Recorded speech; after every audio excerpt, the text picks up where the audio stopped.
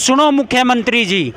सरकार किसका नहीं ध्यान नहीं है, जिसके बच्चे खेल नहीं सका फिर दे रहा है खोया बच्चे ये मोबाइल ले उतरे। कितनी उम्र है आपकी? नाम बताएं, उम्र बताएं। नाम क्या होना पूछो उम्र। अच्छे से कोई अपना स्टेडियम बने और वहाँ पर जैसे अभी जो स्टेडियम बना है वहाँ पर भी 1 या 2 सिविलियन जो हमारे गांव के हैं वहाँ उनको रखा जाए, उनको मेंटेन कर सके। सरकार तो आगे बढ़ने देंगी नहीं किसी ने भी। ये सरकार आ चाहे पिछली सरकार से आका सरकार आएंगे, जब तक देहात के बच्चों को सुविधाएं नहीं मिलेगी तब तक हम 20-30 गोल्ड मेडल नहीं ला पाएंगे। और मोबाइल देकर रखा बच्चे दे, ये व्यवस्था खराब हो गई है सर।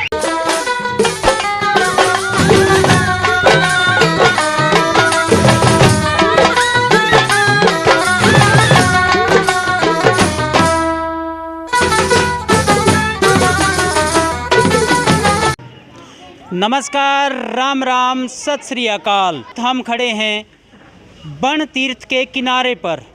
बन तीर्थ वो तीर्थ रहा है जो जीवन दाता के नाम से जाना जाता रहा है। लगभग 500 वर्ष पूर्व इसी बन तीर्थ के नाम से ये गांव बसा था बारना।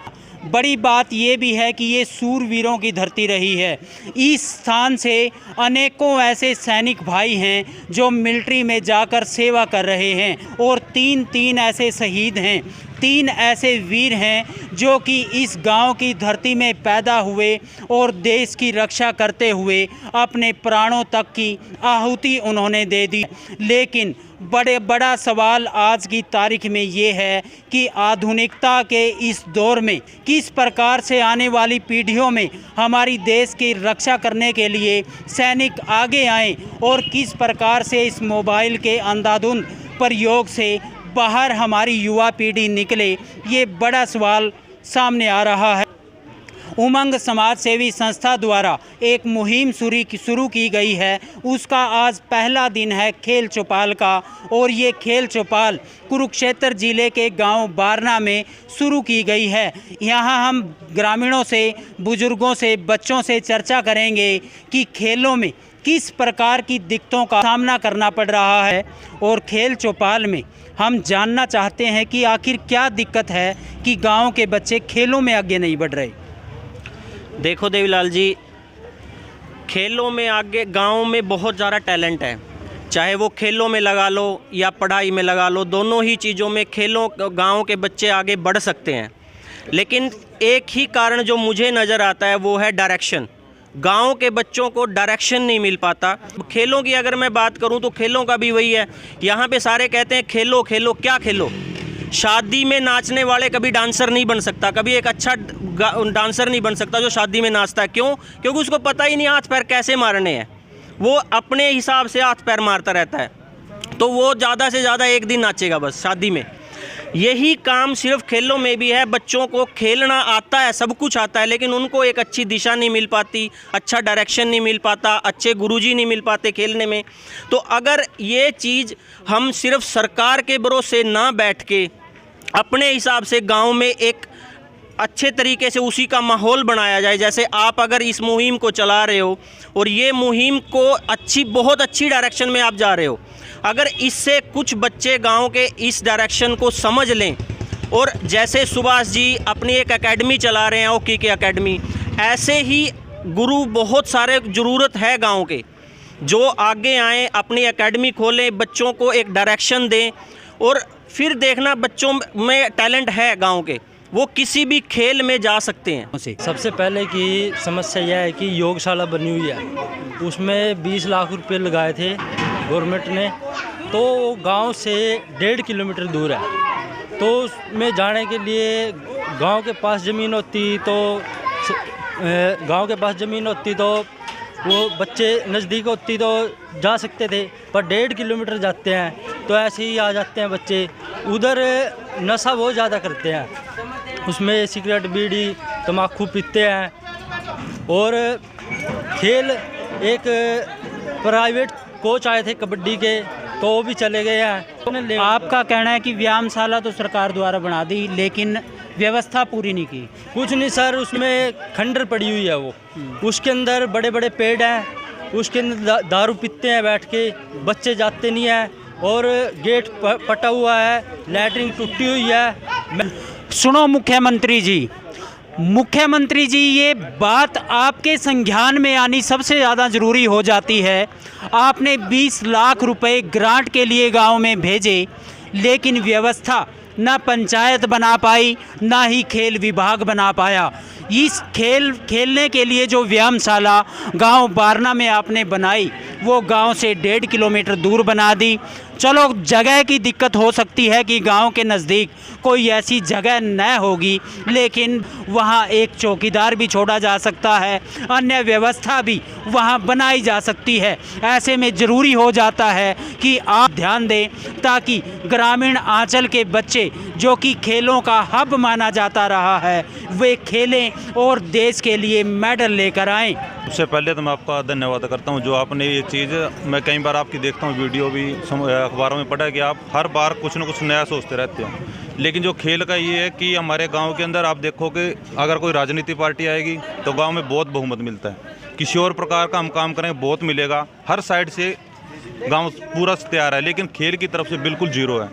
खेल की तरफ जब पहले हम खेलते थे, जैसे हम स्कूल में गए, स्कूल से आए, आते समय खेलते थे, कोई दिक्कत नहीं। लेकिन अभी क्या हो रहा है आपस में कि एक दूसरे को देख के हम जलते हैं, हम एक अपनापन नहीं होता। जैसे हम कहीं चले जाते हैं, किसी गांव में या किसी घर में चले गए तो एक अपनापन लगता था, लेकिन आज के टाइम में आपस में परिवार में भी वो चीज़ नहीं है। तो बच्चों की तरफ, खेल की तरफ किसी का ध्यान नहीं है। तो मैं भी अपना देवीलाल जी के साथ कहना चाहूँगा, मुख्यमंत्री जी को इसकी तरफ थोड़ा ध्यान दे, अच्छे से कोई अपना स्टेडियम बने। और वहाँ पर जैसे अभी जो स्टेडियम बना है, वहाँ पर भी 1 या 2 सिविलियन जो हमारे गांव के हैं, वहाँ उनको रखा जाए, उनको मेंटेन कर सके। ये तो 2003 में 2 अगस्त को हमारी करनाल के अंदर मैंने भर्ती देखी थी, उसमें फर्स्ट ही भर्ती थी, और उस टाइम एज मेरी 16 साल 3 महीने और 6 ही दिन थी। लेकिन उस टाइम जो हमारा खेल कूद था वही हमारे काम आया था, और उस टाइम लगभग गाँव के 8-8, 10-10 लड़के लगते थे, लेकिन अभी नहीं लग पा रहे हैं। कारण एक ही है कि उस टाइम जगह भी होती थी खेलने की। जैसे अगर आप नज़दीकी चले जाओ, जहाँ पे हमने पैलेस बनाया अभी, जहाँ इसको हम ग्राउंड बोलते थे, तो ग्राउंड बोलते थे उस टाइम, यहाँ पे बहुत बड़ी जगह थी, हम यहाँ पे दिन रात खेलते थे। पढ़ाई का इतना जोर नहीं था, लेकिन अब पढ़ाई का क्या कंपटीशन ज़्यादा हो गया अभी, तो इस वजह से बच्चे थोड़ा पीछे आ रहे हैं। तो फिजिकल ना होने का मतलब क्या कारण है, ये खेल ना खेलना? फिजिकल का सबसे मेन कारण है कि खेल ना होना। क्या नाम है? साहब सिंह। अच्छा, क्या बताएंगे, क्या क्या आप खेलते थे उस टाइम? उस टाइम कबड्डी खेलते थे, कुश्ती, बाकी गिंडो टोरा, जिसमें आम है, जिस तरह के आज हॉकी खेले जाओ, गिंडो टोरा में था, हैं गुल्ली डंडा, मतलब बाजा दौड़ी, दौड़ लाना, ऐसा खेल थे। महेंद्र पाल जी। अच्छा, क्या काम करते हैं आप? मैं बारना कोऑपरेटिव सोसाइटी में कार्यरत हूँ। अच्छा, क्या कहेंगे खेलों के बारे में? जो खेलों के बारे में ऐसा है, सबसे बड़ी कमी तो माँ बाप की है। जैसे ही गांव बारना में एक खेल परिसर बना था, लगभग 20 लाख रुपए ला के, और उसमें कोई बच्चा नहीं खेलने गया, कोई कुछ नहीं गया, व्यवस्था सारी खराब रही। और उसके अंदर एक प्राइवेट कोच उमंग समाज सेवी संस्था ने भी प्रार्थना पर रखा था, और उसको भी वो बेचारा 2 साल यहाँ रह के ऐसे ही चला गया। गांव का कोई बच्चा उसकी तरफ नहीं गया। जागरूकता ही कारण है जी, ये बच्चे को और अपने ये माँ बाप इसकी ओर ध्यान नहीं दे रहे, और दूसरे कामों में बिजी रहा, और मोबाइल देकर रखा बच्चे थे, ये व्यवस्था खराब हो गई है सर। कितनी उम्र है आपकी? नाम बताएं, उम्र बताएं। नाम क्या ना पूछो, उम्र 78 साल है। 78 साल। क्या नाम आपका? सतपाल। सतपाल। तो क्या बताओगे, जो आपका टाइम था खेलने का, आपसे तो टाइम था, नहीं पूछो क्यों था, बढ़िया। हाँ, खेलते थे, आपस में मिलजुल कर रहते थे, एक दूसरे की कोई हिंसा नहीं करा था। आज युग ऐसा आ गया, आपने प्रोग्राम कराया, बहुत अच्छा कराया, कुछ लोग नहीं कहा तो राजनीति कर रहे चौथा, आपस की एक जलन होगी बंदे ना। सबसे बड़ा तो इस समाज में ये आ गया, और सरकार की पूछ लो, सरकार तो नहीं चाहा कोई बच्चा ना आगा हुआ, मारे बच्चे आगा है जे, ये खास बात है। सरकार तो आगा बढ़न देंदी नहीं किसी ने भी, ये सरकार आ चाहे पिछली सरकारों से आगा सरकार आएंगे, सरकार की यही नीति होती है हमेशा। हाँ, खेल में बढ़ दिए, फिल्मों में बढ़ दिए, मोबाइल में बढ़ दिए, ये सरकार की नीति होती है। अच्छा, दूसरी बात ये है, बच्चे जो बेजोदे में उठा लड़का हुआ निकले हो गए, और फिर माँ बाप ने सोचना रहा, भाई जान दो, खेलना क्या करेंगे, रहने दो। उसका तो बस यही है कि अपने माँ बाप पे गौर रखा, सबको मिलजुल कर एक दूसरे को बताना, नहीं भाई अपने बच्चे को ऐसा बनाओ, ऐसा बनाओ, मिलजुल कर रहेंगे तभी ये माहौल बदल सकता है। और आप अपने घर में नहीं भाई वो माड़ा है वो अच्छा है, इस तरह नहीं है। मिलजुल के अपने अपने बच्चे को काम है बनाओ, जैसे वो बन सकता है, जैसे अपना कहते जैसे बच्चे की इच्छा है उसको वैसे ही चलने दो, वैसे ही खेल खेलो। कितनी उम्र है आपकी? 62 साल। 62 साल आपकी उम्र है और आप स्कूल में भी खेले, आपने पढ़ाई के समय में स्कूल में खेलते रहे और उसके बाद भी जहाँ तक मुझे जानकारी है आप वॉलीबॉल के अच्छे खिलाड़ी रहे हैं। तो क्या कारण रहा कि वो वॉलीबॉल भी एक बहुत अच्छी टीम यहाँ होती थी वो ख़त्म हो गई? बच्चों की व्यवस्था ही ऐसी बन गई थी जिससे ना स्कूल में व्यवस्था इतनी अच्छी थी, ना सरकार की नीति अच्छी। सरकार का इसका नीति नहीं है जिसके बच्चे खेल नहीं सकें। फिर दे रहा है खोया बच्चे ये मोबाइल ले उतरे, गवर्नमेंट की नीति है वो बच्चे मोबाइल में उड़ जेरों में ये इंटर सेवा बंद कर दो, आप ही नहीं है बच्चे अपने स्कूल में खेल लेंगे जाके। आपका कहना है कि इंटरनेट सेवा का जितना फ़ायदा उससे ज़्यादा नुकसान है इंटरनेट सेवा का। बाकी बच्चे की जो केयर होगी, ध्यान देंगे बच्चे की तरफ तो बच्चे का।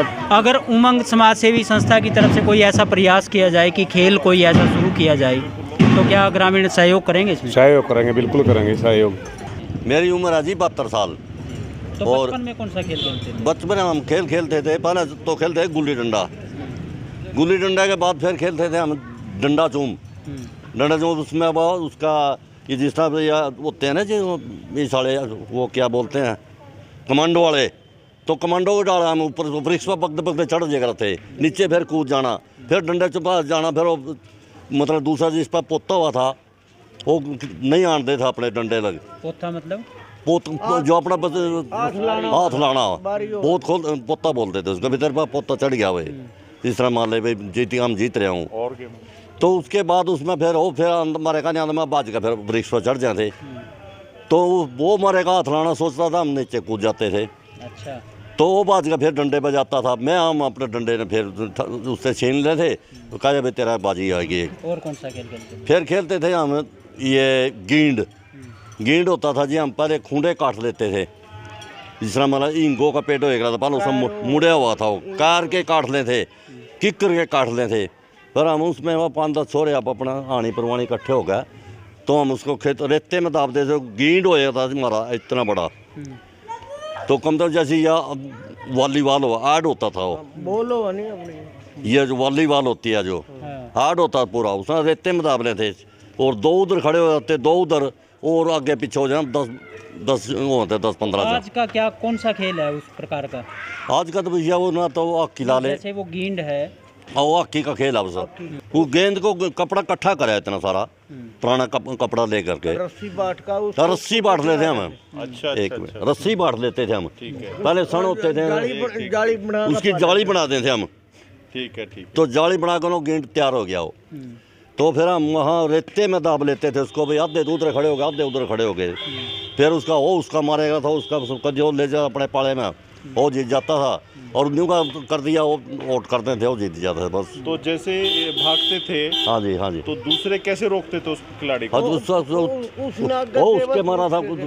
किसके साथ रोकते थे? उसी के खूंडे के साथ। तो ऐसा भी था पहलवानी की तरह पकड़ भी लेते थे? नहीं नहीं हाथ नहीं लगा मत कोई भी। लठ मारते थे, टांग पर लठ मारते थे, उसकी टांग पर लठ मारते थे गिट्टे पे। भाई मेरे तो पता ले नहीं जावा को उसका भाई कहते मान ले भाई जान का थोड़ी मारा माना यार, ये तो अपने मजाक भी बीच में हो जाता, मजाक हो बीच में कहीं और डा पड़ा और दूसरे ले गया तो उसने उसका मारा अंदर पा वो गिर गया, वो तो बच गया, उसका फिर भग पड़ गए थे। तो कितनी देर तक खेलते रहते थे? हम तो कई घंटे खेलते, 3-4 घंटे खेल 3-4 घंटे खेलते थे। 1 घंटा तो उसी गेंद में लग जाता, भाई मान ले दूंगा काटनी उसी ने हाल नहीं, ले जानी मुश्किल होती थी, वही नहीं हाल थी, भारी हो जाती थी, भारी हुआ थी वो पहले कुदरती भारी हुआ थी। अब तो को ज्यादा खेल उसको रात दिन में तो काम करा थे, चांद का चांदना होता था, फिर खेलते थे। चांद का चांदना सारा दिन काम करके रात को थकावट नहीं होती? कुछ नहीं थोड़ा देर तो रोटी खाए कूदे अपना भाज के फिर चलो भाई खेलेंगे, ये ले रहा चांद का चांदना हुआ था उसमें खेलना था उसमें। रात ना 2 बजे लोगों ने सोए थे, शाम ना फिर खेत में चढ़ जाए थे खेलने, काली पेड़ी दी लो। अब आपको कहा जाए कि अब आपने खेलना है तो कब तक तैयार हो जाओगे? अब कितनी देर में तैयार हो जाओगे खेलने के लिए? मैं हम तो तैयार हम ना क्या भाई बनाते हो ना हम ना तो रस्सी लियाकर ये तो मोल मिल जाएगी रस्सी, उसकी बनाकर तैयार खेलना शुरू करते हैं हम। ले जाते थे उठाकर रस्सी बाटी और तैयार करते थे, उसकी जाली बना लेते, सन बोलते थे उसका, सन। हाँ, तो वो बाल जो थी उसकी, जो जिसमें आप गिंडो जिसको बोल रहे हैं, वो कितने टाइम तक चल जाती थी फिर?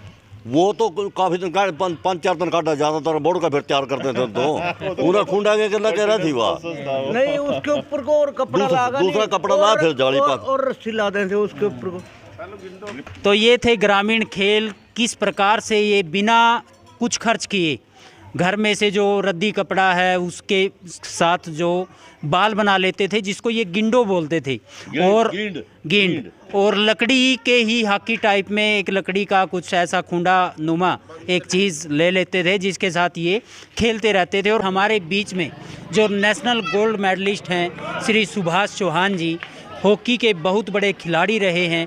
ऐसे ही इन्होंने निष्कर्ष भी निकाला है, जो सवाल ग्रामीणों ने किए उसका निष्कर्ष सुभाष चौहान जी ने इस कार्यक्रम के बीच में बैठ के निकाला। उनसे भी हम बातचीत करेंगे। जी सुभाष चौहान जी, पहले तो मैं बधाई देता हूँ, आपने ऐसा सुंदर कार्यक्रम रखा और ये बारना गाँव वासियों की भी बधाई के पात्र हैं कि सकारात्मक सोच से इन्होंने शुरुआत की है। तो यहाँ इस कार्यक्रम से पता नहीं कितने बच्चों का भविष्य बदलाव की ओर चल पड़ा है ना। तो ये एक सौभाग्य पल है सभी के लिए। दूसरा जो बात रखी, कुछ समस्याएं रखी हैं, तो मेरा ये मानना है कि गांव वालों से मेरी यही रिक्वेस्ट होगी कि पहला कदम उठाएं ईश्वर के आशीर्वाद से, और ये तीर्थ स्थान है तो हमें ज़रूर दिव्य आत्माओं का साथ मिलेगा। तो दूसरा तीसरा कदम पे हमें और ज़्यादा सहायता मिलती रहेगी तो ये एक डगर दूर तक जाएगी। तीसरा मेरा ये मानना है, भारत सरकार, प्रदेश सरकार चाहे कितने हज़ार करोड़, 5,000 नहीं, चाहे वो 10,000 कर ले, 15,000 कर ले, जब तक देहात के बच्चों को सुविधाएं या वो डायरेक्शन नहीं मिलेगी जिससे कि वो देश के अग्रणी स्थान पर ला सकें, तब तक हम 20-30 गोल्ड मेडल नहीं ला पाएंगे, 20-30 नीरज चोपड़ा नहीं बना पाएंगे, है ना। तो नीरज चोपड़ा को ढूंढने के लिए हमें इस ऊर्जा को संचालित करना है, एक नई दिशा देनी है।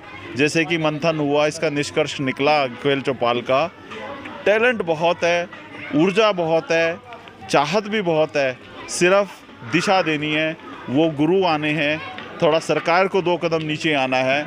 सरकारी व्यवस्था शहर तक रुक जाती है, कम्युनिटी स्पोर्ट्स पे ना स्टेट सरकार, ना भारत सरकार, ना ही एसोसिएशंस और ना ही फेडरेशंस, किसी का भी रुझान नहीं है।